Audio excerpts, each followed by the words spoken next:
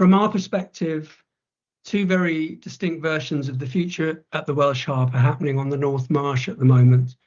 On the one hand, following a proposal in 2022 from us, Cool Oak, Canal and River Trust, as we heard from Ben just now, are restoring a large area in the northwestern corner, about the size of 2 football pitches.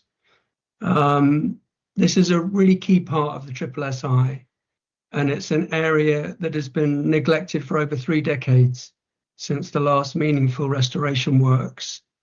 It's also an area that the Cabinet Member for the Environment and Climate Change, Councillor Alan Schneiderman, told me would never be restored because money would never be found.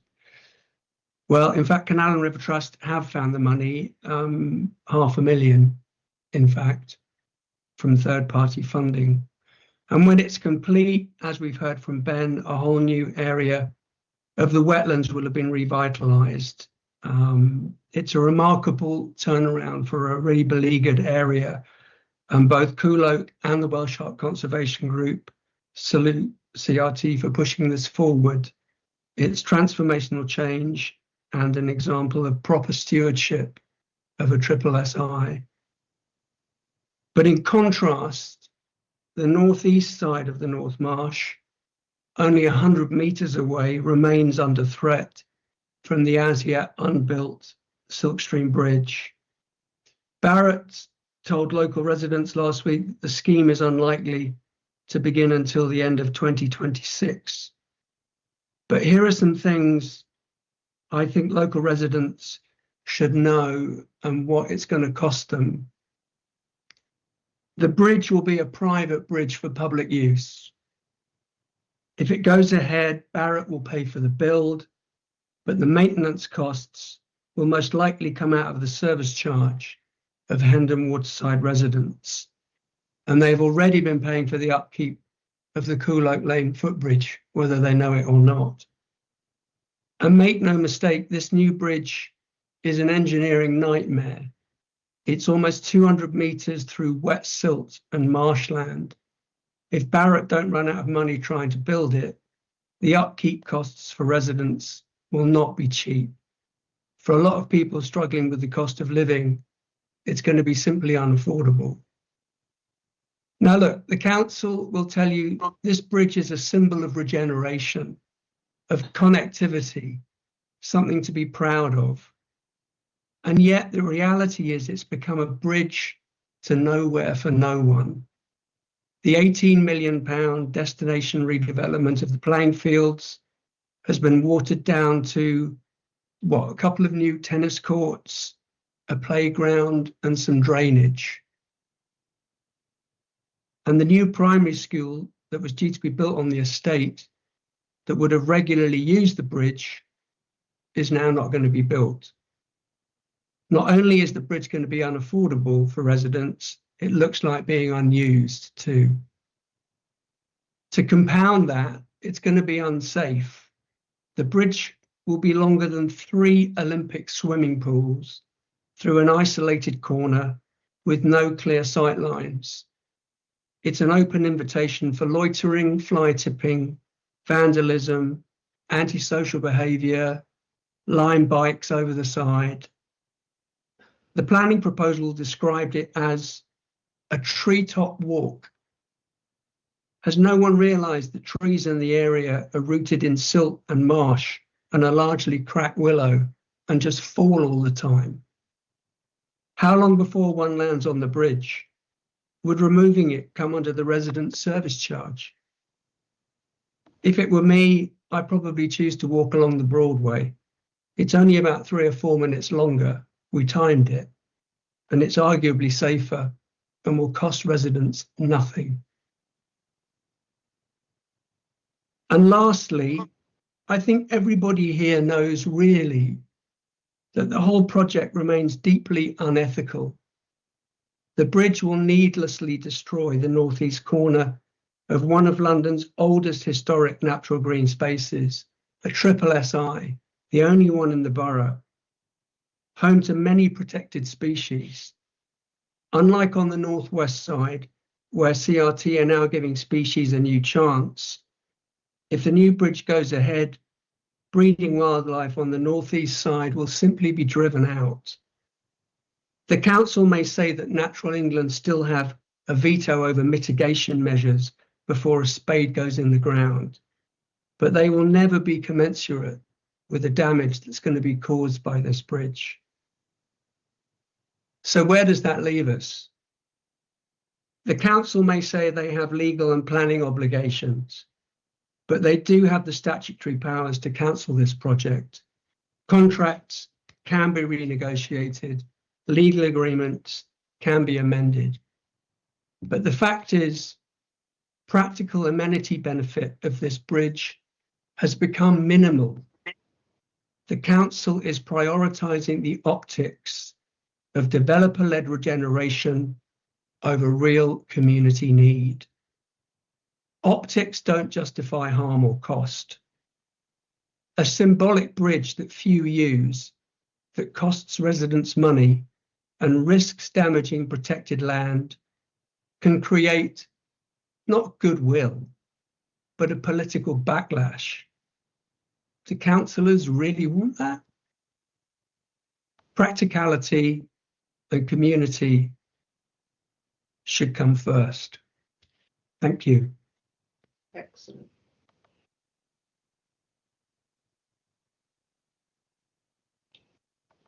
Sorry, I was on mute there. Thank you, Ben.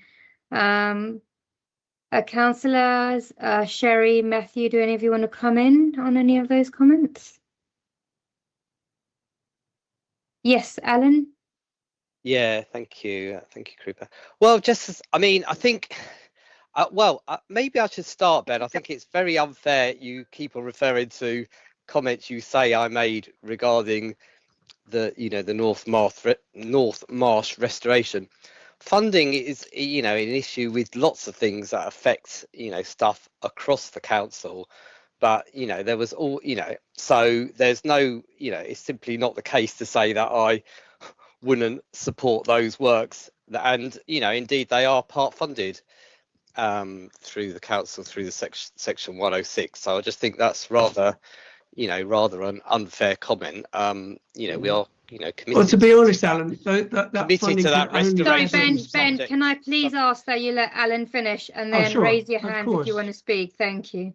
So, I think, hopefully everybody on this call, supports those works. So I just think that's just an unnecessary, unfair comment. In relation to the bridge, look, we have discussed the bridge, many times on this committee. It did get approval a long time ago. Barratts are intending, and want to continue building it. Therefore, that's what they've got the ability to do.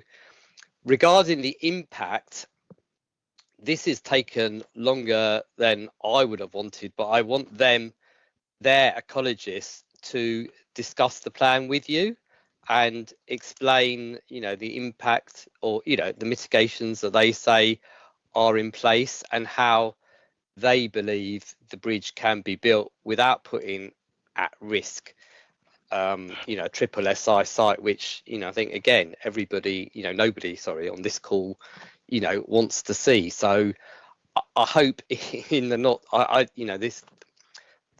hope in the not too distant future you are able to have those meetings and have those discussions directly with Barnett's ecologists so that you can explain to them your concerns.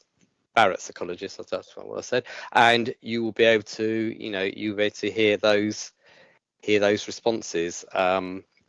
Yes, regarding the West Hampton plans, the plans are now phased, and all of that work will not be happening to the scale as it was originally envisaged. So I think that's probably what I wanted to say. Thank you. Thank you, Alan. John? Yes, good evening. What I hear is a lot of resentment against this bridge, and maybe Ben Watts, the whole project or even the subject of it should be brought to the front again. is it a done deal though? That's the thing. If it's a done deal, I'm very much listening to some concerns which should have been raised before. And if that is true, I think it's only fair this forum should be aware of that and like to see it done, rerun, readdressed, or whatever you like. But it's if I mean, if what I hear is it was a done deal, then I think maybe it's lucky it hasn't been built, because it's certainly pulled some people up and asked for some fresh views on it. And I'm now of the point about it really is it really something to carry on with if it's kicking up this much dust? Thank you. Matthew, do you want to come in on any of these comments? Thank you, Chair. I think as Councillor Snow has already said, and Sherry says as well, that the planning application was a number of years ago, so the decision has been taken for the bridge to be constructed and built, and that process is now being followed. Thank you, Ben.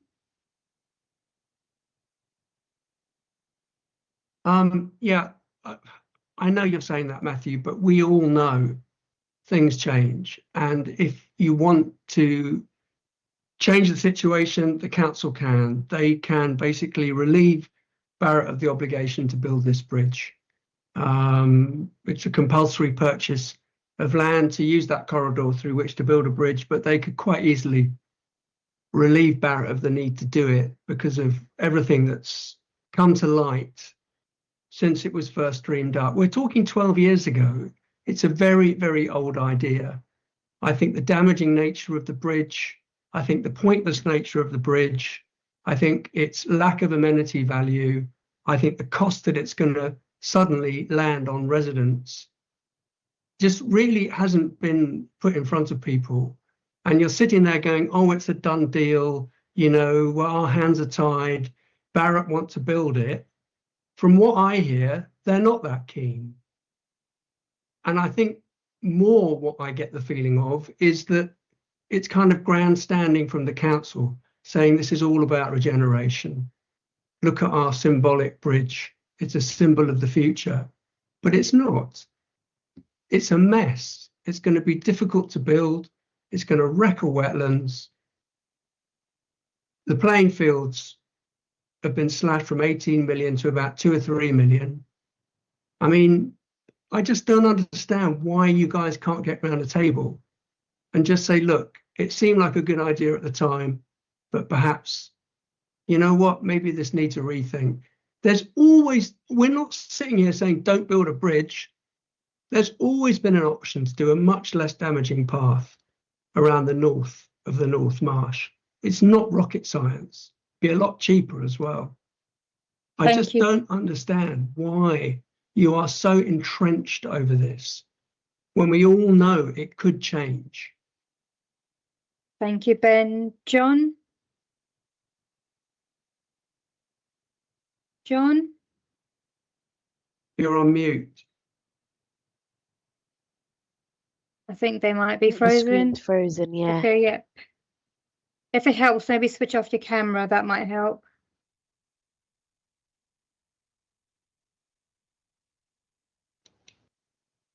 That's off.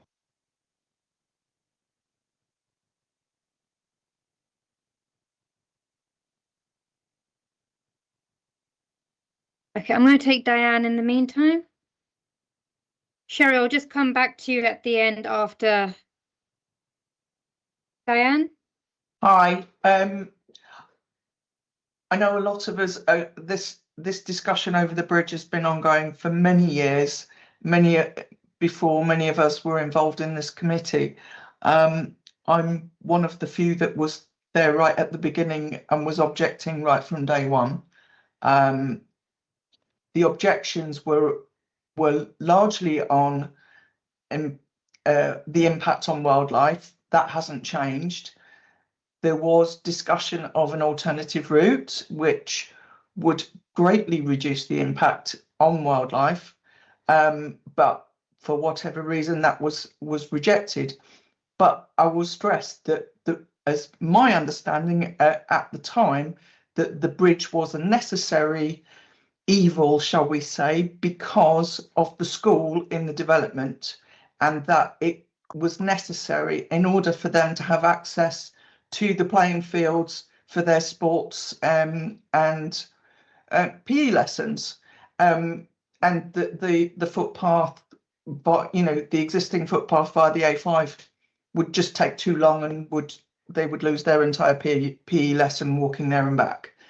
The school is no longer part of the plan, so surely the need for the bridge should also be reviewed. And I also understand that it wasn't Barrett's idea to have the bridge in the first place. It was a planning obligation in order to meet the requirements. So surely it is with the school having been removed, it should be within Barnet's remit to review the need for that obligation.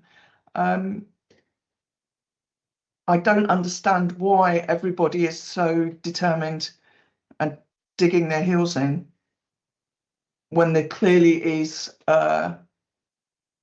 such a significant change, and there are still 10 years later still massive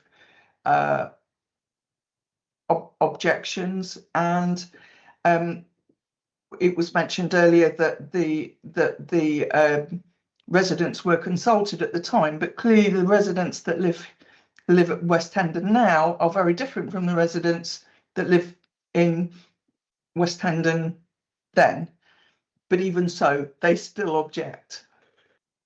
Thank you. And particularly because of the impact, as Ben has highlighted, in terms of cost, that's going to have on the current residents. Thank you, Diane. John? Hi, can you hear me now? Yes, we can. Hi, it's Judy Shepherd.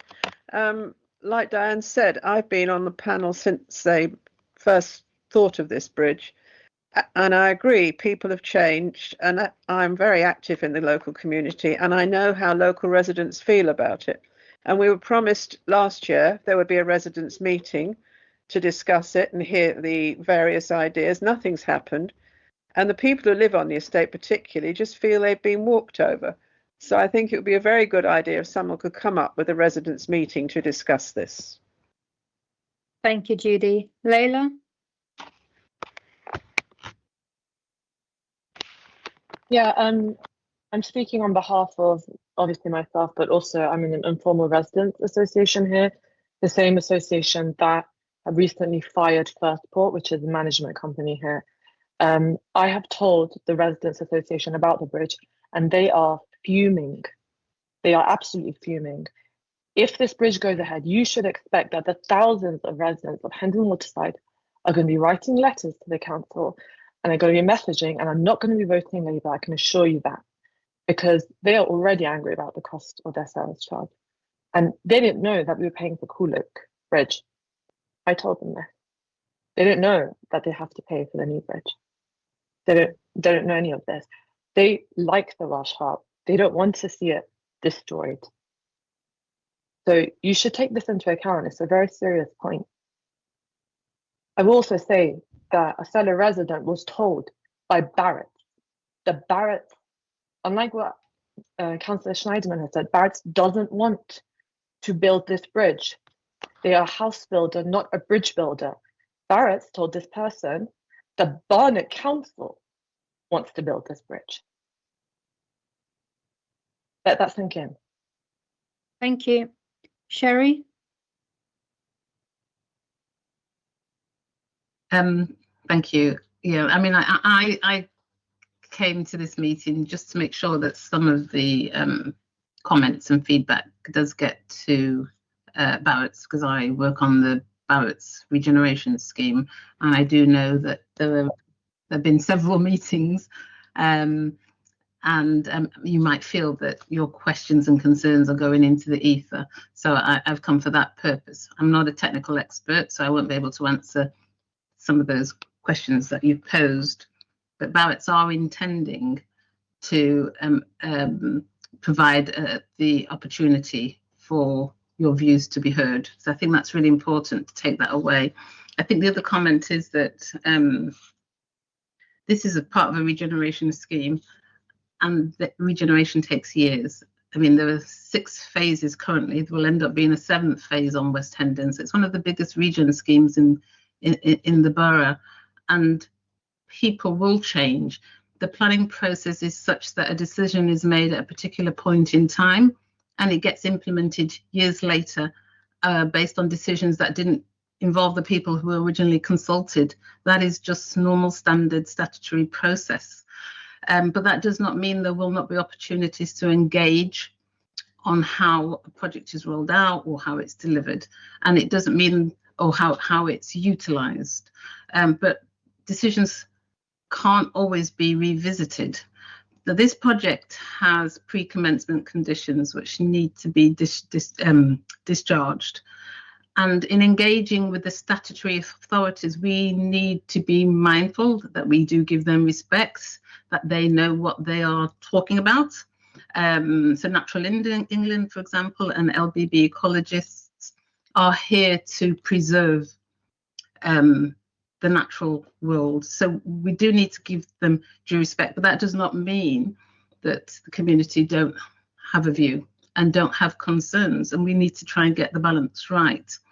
Barratts are operating in an economically challenging market, and to think that they would want to waste money is a little bit is probably an easy thing to say, but they don't want to waste money. If they could not build the bridge, or if they didn't want to build the bridge, they wouldn't build the bridge. It is a huge commitment, and it is a fantastic asset on the doorstep.